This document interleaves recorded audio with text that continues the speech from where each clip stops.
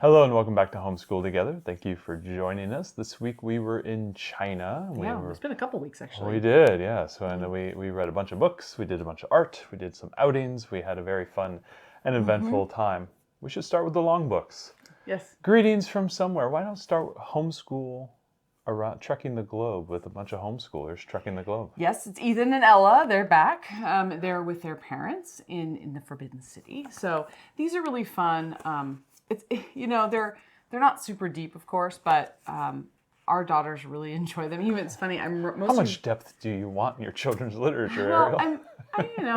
I like the more living books, but the kids do really like these. It's funny. I'm reading this to our younger daughter, our kindergartner, and our third grader keeps saying, "Well, don't read it without me. Yes. I want to read Ethan and Ella." So she has good memories of it. There's lots of pictures. Yeah. These are really reliable books. I probably wouldn't buy them, get them at your library, but unless you want to get the whole series, and then that makes it better. But they're really good. They're very solid. Yep. Solid choices. Magic Treehouse. I don't know if you've heard about this series. Very popular. Mary Pope Osborne. Very popular stuff there. Yes. So this is Day of the Dragon King. I read this to our youngest at bedtime. She loved it, and it's all about Jack and Annie, of course, are going through their Magic Treehouse journey to ancient China, and they're trying to save books that are going to be burned. There's a special book they're trying to save. They end up going through the Terracotta Warriors, so there's a bit of that. So it touches on a few different pieces. It's very standard Magic Treehouse fare. If your kids love it. Jack said, Annie said, Jack said, Annie said, Jack said. I do voices for Jack and Annie so that I don't have to do said. I just do voice. I do voices for Morgan Le Fay. I do the voices for everybody, which really works out nicely. Otherwise, if you can find this on audiobook, choice. It doesn't have the pictures, of course, although your kids could always look through it, but it would save you from having to read it. But we read it in like 2 bedtime story sessions, so our daughter really liked it. Honorable mention, we read those books. It's another one you could do, The Year of the Dog. So The Year of the Dog is what they recommend reading for Build Your Library. This is actually a Taiwanese American girl, and it's all about her family story. It's fantastic. We didn't get a chance to read it because we were just simply too busy, because this would have been more up our older daughter's alley. We're finding that when we did this the first time around, our older daughter was in first grade, not kinder. And since our daughter's actually kinder, she doesn't quite have the stamina for books this length. So we didn't read it this time. It's fantastic. So if you've got a listener who's good with sitting for longer books, I would definitely read it. So we just wanted to talk about it real quick, even though we didn't read it this go round. Amy Wu and the Perfect Bow. Yeah, this is such a cute picture book. It really is. We love bow buns. Who doesn't love bow? Who doesn't? So it's all about learning how to fold them correctly, learning how to make them. Well, it's also like a struggle of the little girl trying to participate with her family and not feeling like she's doing the perfect thing or doing the right thing, and so she just has to. And there's a sense of perseverance, but it also takes you through the process of making them and everything, and a sense of community and family. And it's a really cute book, really fun. Nice read. It's not as short as a normal book would be for this level. A little bit longer than you would think. Yeah. So to go with this, we watched the short Bow on Disney Plus. It's fantastic. If you haven't seen it, I don't know how many times we've seen it, 5 or 6 times. It's really good, about a mother and son and their relationship. It's fantastic. I won't spoil it for you, but definitely watch it, read this, and eat some Bow. Eat some Bow. Alex's Good Fortune. So considering we were doing this study at Lunar New Year time, which was very purposeful. I had this on the plan from the beginning. This is about a little boy and his friend, and they're learning how to celebrate Chinese New Year, and he is helping her with the preparations. And while he's helping her, he's learning about the different aspects of their traditions to celebrate the Lunar New Year. So it's a really cute book. I'm sure you'll be able to find it at your library. This was actually a Dolly Parton's Imagination Library that came to us. So it's great. Follow Me Around China. So we talked about this last week with the UK book. These are stories about real kids and their lives, where they go to school, what they eat, their families, what their hobbies are. And then it does, each of these books, I think we forgot to mention last week, each of these books includes a bit of history of the country as well. Yeah. So there's a little bit of that too, and a little bit of geography of major cities and major rivers and stuff like that. So it's like the perfect book report book for Yes, like a it fourth would grader. be. Yeah. Yeah, it would be. Yeah, these are great from Scholastic. Going forward, maybe we'll jump here to the eyewitness. We did do ponds and rivers as our biome. Well, river was our yeah. biome. So we used the pond and river book.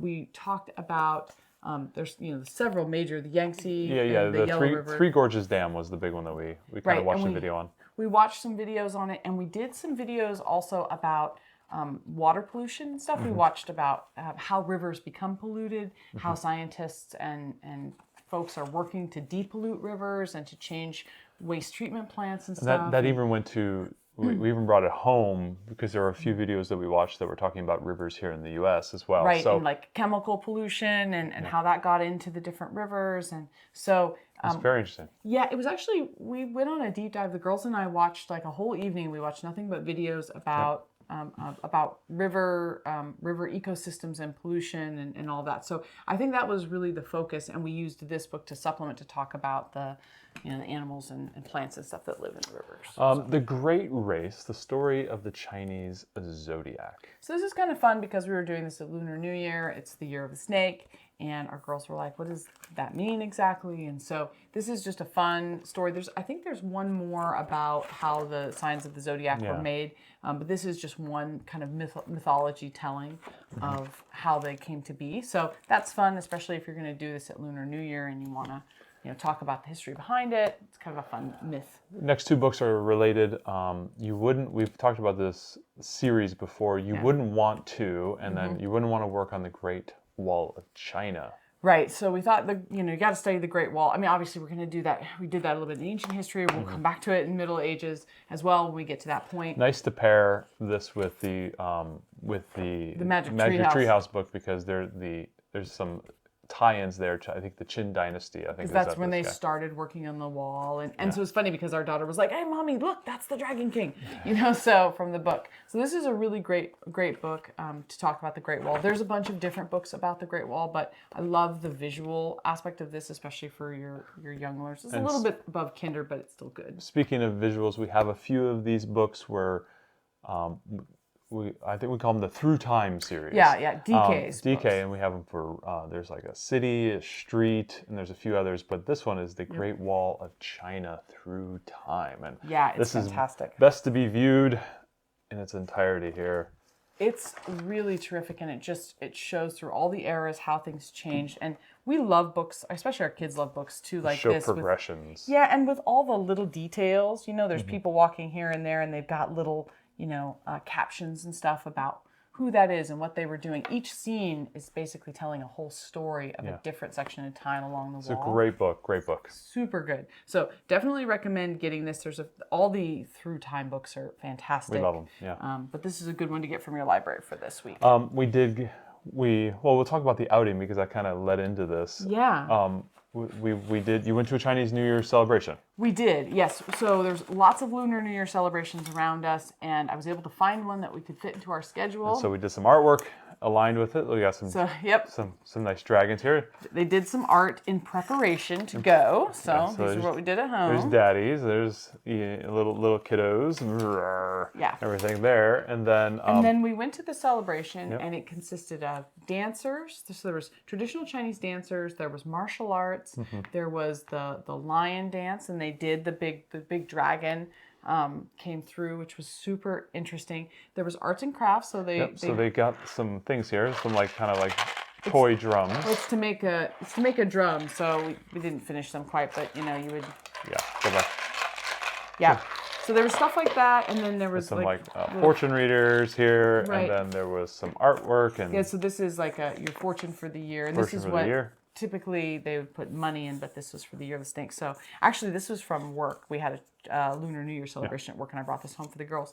So there was lots of different Lunar New Year celebrations, and some of them involved big parades. Of course, there was amazing food. I think that if you are going to have anything remotely close in your local area, you should definitely tie in your study with China during this time of the year because there's so much visual. Our girls just loved it. They were enthralled, especially watching the dragon with that was really cool. with all the guys and the way the dragon moved through, and they They loved it. So That's awesome. I think highly recommend that you, if you're going to be scheduling these times, and you can schedule countries whenever you like, that you put this at a time where you can go and participate in one of those events. Absolutely. So, along with the videos and the media that we watched, you did some Shaolin monk things as Yes. well. So we watched a really great video, which we'll link in the show notes, all about Shaolin monks and how they become Shaolin master, I think is what it was. Okay. And so the martial arts was amazing, but then all the stuff, they had to, the teachings and everything that they had to memorize and the testing, it was the testing process that they had to go through. Very cool. I was really tense watching it for this guy. I mean, the girls were like, is he gonna make it? Is he gonna pass his test? Spoiler, it's okay, it goes okay. But it was really... Reality TV show monks. It was super interesting. That's awesome. It was a short video too, like less than 10 minutes. But it was great. So I'll link that in the show notes for y'all. Girls also watched a bunch of movies. Over the Moon. Okay, so if you only watch one movie for China, the Netflix one. Over the Moon. I'm just saying it's the best one. Music is great. Music is fantastic. It's about a little girl who's lost her mother, and her mother dies.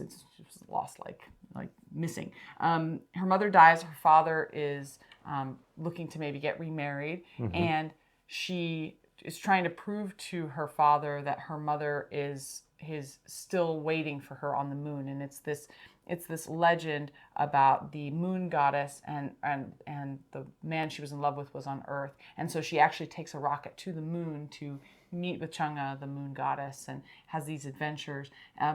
So the music is gorgeous, the visuals are beautiful. Yeah, it's a great movie. The story about overcoming grief and finding family and acceptance, and just I cry every time, and it's so good. So, and even our kindergartner even loves it. So I think it's totally appropriate to watch with young kids. So definitely watch Over the Moon.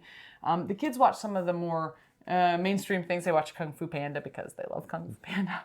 Why not? Why would you not? We also watched Wish Dragon on Netflix, which is also really cute and has great themes about acceptance and not valuing people for the possessions they have and stuff like that. So absolutely. Wish Dragon's very good. They did those. Shang-Chi. Shang-Chi.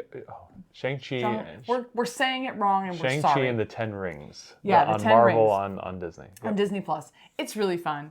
It's a Marvel movie. Is it fantastical? Yes. And sometimes over the top? Yes. Of course. I'm going to mispronounce all the names. I'm so sorry. But it really fun. The girls had a great time with it. They love Awkwafina because of being the voice of Sisu and Raya. So they loved it. There's some blood and things, but it was pretty minimal. Just Kung Fu martial arts, Marvel explosion stuff. Yeah. It was really good. Exploding everything. We enjoyed it. Now, we did do food, and you did a trip to Trader Joe's and also to Kirkland. So if you don't want to go out and spend $85 on dinner at a dumpling place. We love dumplings, so that's our big thing. So we go down to Din Tai Fung or what's the Dozone in down the road here. If we don't want to go spend that, you can go to Trader Joe's and Kirkland and cobble together. Costco and cobble together a pretty decent meal. I'm not saying it's going to be traditional by any stretch, but at Trader Joe's we were able to get bao buns and soup dumplings. Same at Costco as well. Yeah, we were able to get Chinese vegetables and meats and things. So it's more Americanized Chinese food. I mean, the dumplings are more authentic, but the rest of it's not. But it was great especially for having a kindergartner and being a picky eater. And then at Costco we were able to get great big pack of soup dumplings. We got wontons. They're so good. Bao buns. We had we got some shrimp. We got a bunch of different things. And so then that's great. We had that stuff in our freezer and we were able to make a whole big meal. Last time I know I made a meal from scratch, but this time with you going through your master's too at the same time, we just didn't have time. So we outsourced a little bit. So sometimes you might have those kind of weeks with your food as well. I agree. And we were able to, I had some Chinese snacks that I was able to get at the Asian grocery store months ago, and I just socked them away in our pantry because I knew that we would be ready to use them. So it was great overall. I think the girls had a really fun time. I think it was a good couple weeks here, especially with the outing. I thought the outing was, probably very connecting for them. Yeah. To see the culture in action, and the food was really good, and they loved the movies. Books were great. It was a good journey. I like this one. Yeah, so, I think this was great. Where are we going now? So we're rapidly running out of time. So we're going to be combining a few things. So I think we're going to do Oceania together. We're going to Australia. So we'll have to be upside down. Australia, New Zealand, and to our upside down friends. The islands, and I know it's a whole continent to try to do in the one. Oceania Australia thing. Yeah, well, we're going to try to get in as much as we can because we are running short on time. So please stay tuned to find out what we do for that. I'm sure See you guys next week.